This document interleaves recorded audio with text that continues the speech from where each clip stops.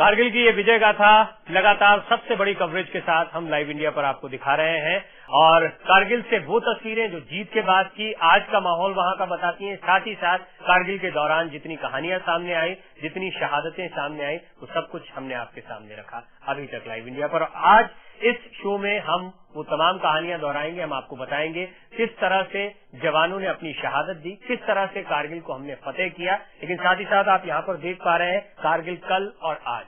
कल से हमारा मतलब है एक वक्त वो जब कारगिल में घमासान चल रहा था, उस वक्त जब ये लग रहा था कि हम कारगिल को कब जीत पाएंगे, दुश्मन की क्या रणनीति है, और फिर एक एक कर दुश्मनों का सफाया हुआ, कारगिल पर हमने जीत हासिल की। आज किस तरह से हिंदुस्तानी सेनाओं ने पूरी तरह से कब्जा कर लिया है, आज कारगिल में क्या माहौल है, वो तमाम बातें करेंगे। और इन पर बातचीत करने के लिए मेरे दो सहयोगी इस वक्त मेरे साथ मौजूद हैं। मेरे वरिष्ठ सहयोगी राकेश त्रिपाठी, जो कारगिल युद्ध के दौरान वहां पर मौजूद थे और इस पूरे युद्ध को कवर किया, खासतौर पर जीत के बाद के लम्हों को उन्होंने कवर किया। राकेश जी से हम पूरी बातचीत करेंगे और उनसे जानने की कोशिश करेंगे उन यादगार लम्हों को। साथ ही साथ मनीष मेरे सहयोगी मौजूद हैं, जो तमाम खबरें आज की आपके लिए लेकर आए हैं और आपको उन्होंने बताया किस तरह से आज भी सेना जश्न मनाती है कारगिल की इस फतेह का। तो शुरुआत करते हैं इस खास पेशकश की।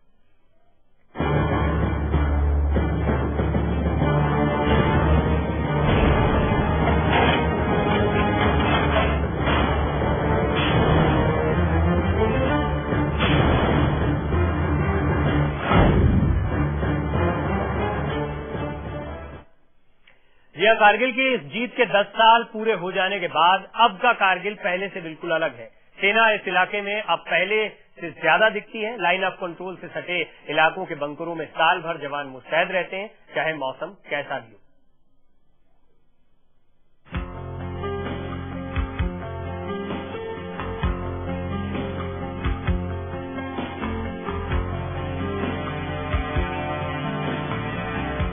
श्रीनगर से लेह तक की जोड़ने वाली इस नेशनल हाईवे पर पड़ता है द्रास, कारगिल, बटालिक और लेह का इलाका। वैसे तो लड़ाई के 10 साल बीत चुके हैं, लेकिन यहाँ कारगिल की यादें आज भी ताजा है। श्रीनगर से लेह तक सेना का भारी जमावड़ा है। हर जगह चप्पे चप्पे पर आज भी सेना के जवान खड़े रहते हैं। कारगिल की लड़ाई के 10 साल हो चुके हैं, लेकिन 10 साल बीत जाने के बावजूद भी कारगिल को जोड़ने वाले इस लाइफ लाइन पर आपको जगह जगह सेना के जवान दिखेंगे।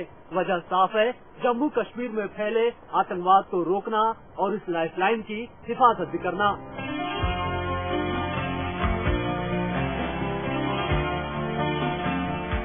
श्रीनगर से लेह तक बढ़ने वाले इन रास्तों को देखकर आप समझ जाएंगे कि इन इलाकों में अभी तक विकास की हवा नहीं लगी है।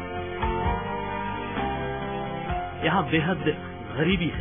सरकार की तरफ से भी इन इलाकों की विकास के लिए कोई खास कोशिश नहीं की गई। कारगिल की लड़ाई के बाद भारतीय सेना ने इन इलाकों की विकास के लिए कई महत्वपूर्ण योजनाएं शुरू की हैं।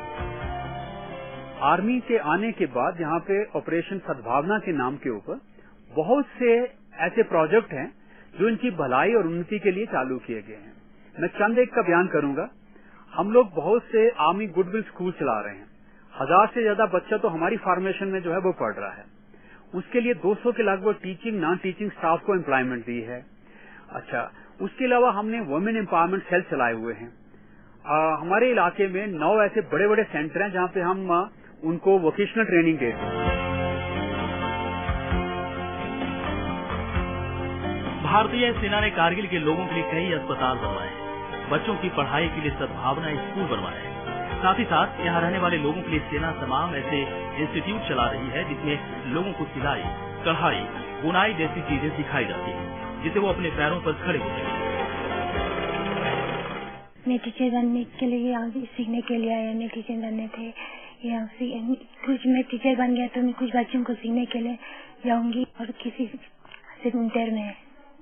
आपकी फैमिली का, आपके परिवार का कितना सपोर्ट था जब आपने ये कहा कि मैं सीखना चाहती हूँ, कुछ अपने पैरों पर खड़ा होना चाहती हूँ? कितना सपोर्ट था?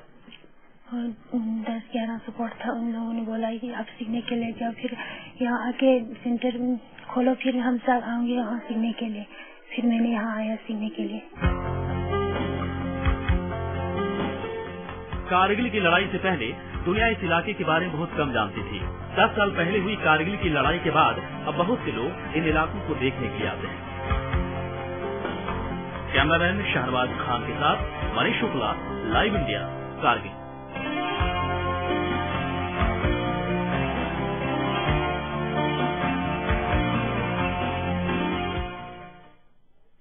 प्राकृतिक सौंदर्य आपको साफ तस्वीरों में दिखाई पड़ता है इस इलाके का। इतनी खूबसूरत जगह पर किस तरह का घमासान 10 साल पहले हुआ था वो भी हम आपको बताएंगे, लेकिन आज के हालात आपको हमारे सहयोगी मनीष शुक्ला ने बताया और ये तमाम हालात बताते हैं। ये रिपोर्ट खास तौर पर ये बताती है कि किस तरह से तेजी से हालात बदले हैं और अब यहाँ पर स्थितियां सामान्य हो रही है। मेरे सहयोगी मनीष मेरे साथ मौजूद है और साथ ही साथ जैसा कल और आज की बात हो रही है, तो आज की बात जब मनीष बता रहे हैं तो कल की बात करने के लिए कारगिल के वक्त पर ये इलाका कैसा था जो आज इतना खूबसूरत दिखाई पड़ता है, या यहाँ पर इस तरह की योजनाएं चल रही हैं, उस पर बात करने के लिए हमारे वरिष्ठ सहयोगी राकेश त्रिपाठी भी हमारे साथ बने हुए। लेकिन पहले मनीष, आप यहाँ पर गए, वाकई में उस वक्त क्या इसे नजरअंदाज किया गया था या फिर इसके बारे में ये सोचा ही नहीं गया कि कभी ये इतना महत्वपूर्ण हो सकता है इलाका, या भारत की सुरक्षा के लिहाज से इतना महत्वपूर्ण हो सकता है?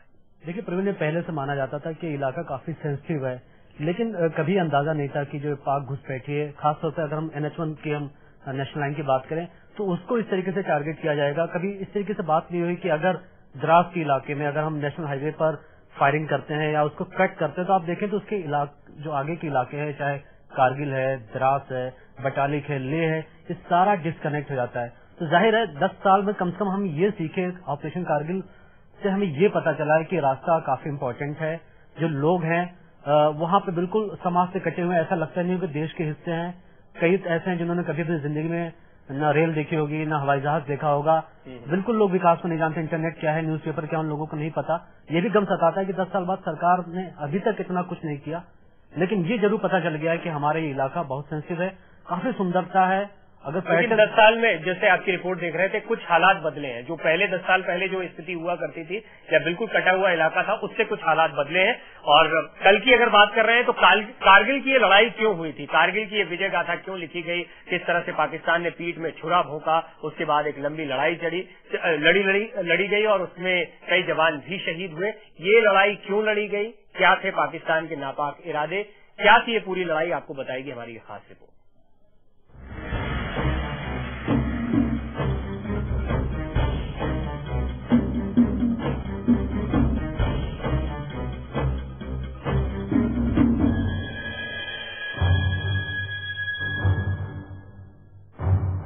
हमारे देश की शान, इस तिरंगे को झुकाने की साजिश रची गई थी 1999 में।